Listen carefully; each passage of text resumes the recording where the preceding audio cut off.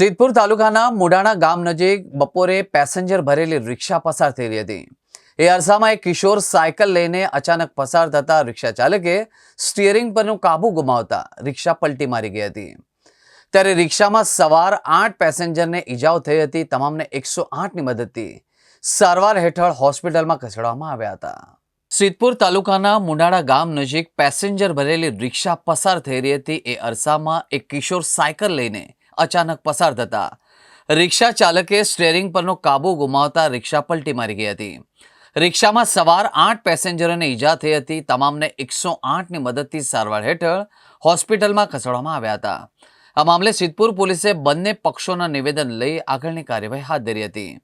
મુડાણા ગામ નજીક ઘંટીની સામે અચાનક કિશોર સાયકલ લઈને આવતા તેને બચાવવા રિક્ષા પરના સ્ટીયરિંગ પર કાબુ ગુમાવી દેતા રિક્ષા પલટી મારી ગઈ હતી।